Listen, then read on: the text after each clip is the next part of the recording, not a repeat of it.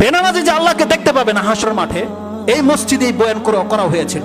হাসরের মাঠে যে বেনামাজি আল্লাহকে দেখতে পারবে না, যারা শুধু বেনামাজি নয়, যারা নামাজ পড়েছে লোক দেখানো, যারা নামাজ পড়েছে কোনো কিছুর স্বার্থে, তারা পর্যন্ত সেদিন আল্লাহকে সাজদা করতে পারবে না, তারাও পারবে না।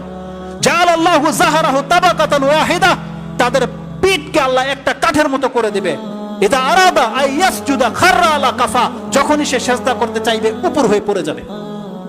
সেই দিন প্রুফ হয়ে যাবে আপনি মুনাফিক নয় তো কি, সেই দিন প্রুফ হয়ে যাবে। আল্লাহ সেখানে একথা বলেনি যে বেনামাজিদের অবস্থা হবে, বলা হয়েছে যারা এই জমিনে সাজদা করত ইত্তেকান ও রিয়ান, ভয়ে, অন্য কোনো ভয়ে, চাকরি হারানোর ভয়, বেশি বেতন না পাওয়ার ভয়, অথবা বাপ মার অন্য কারো ভয়, শিক্ষকের ভয়, স্বামীর ভয়।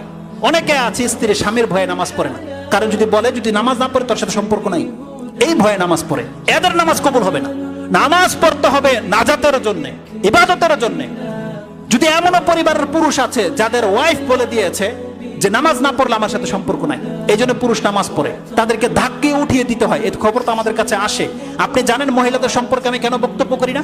একটা মাত্র বক্তব্য করেছি, নাহলে হাজার প্রশ্ন এসেছে যে তাদের আমাদের সংসারে টিকবে কি করে। কারণ মেজর অবস্থা হচ্ছে তাই, হয় স্বামী নামাজ পড়ে স্ত্রী নামাজ পড়ে না, হয় স্ত্রী নামাজ পড়ে স্বামী নামাজ পড়ে না। যদি ইসলামিক মাহফত এই পরিবারগুলোকে যদি এখন ফিল্টারিং করা হয়, এই বাংলার জমিনের মধ্যে হাজার পরিবার টিকবে না, তালাক হয়ে যাবে। যদি ওই ফতোয়ার উপরে চলা হয় বেনামাজি কাফের, মুসলমান নয়, তাহলে জেনে নেন হাজারো পরিবার আছে সম্পর্ক কাট হয়ে যাবে। কত মারাত্মক সিচুয়েশন আমরা আছি। এটা বড় বিষয় নয়, আপনার সম্পর্ক দুনিয়াতে কাট হয়ে যাবে, এটা বড় বিষয় নয়। বিষয়টা হচ্ছে এখানে নাজাতের, জান্নাতের। আপনি সেটা কিন্তু হারিয়ে ফেলছেন। অথচ আপনি 5টা মিনিট মাত্র আপনার সহ্য হয় না আল্লাহ সুবহানাহু ওয়া তাআলার সামনে।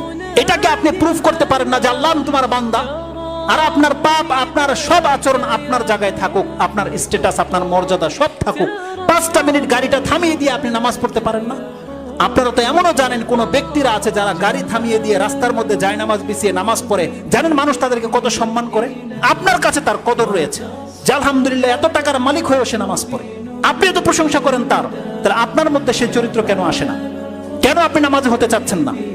অতএব আল্লাহ সুবহানাহু ওয়া তাআলা যেন মুসলিমদেরকে এই কথাগুলো মেনে এবং সে অনুযায়ী আমল করার তৌফিক দান করেন।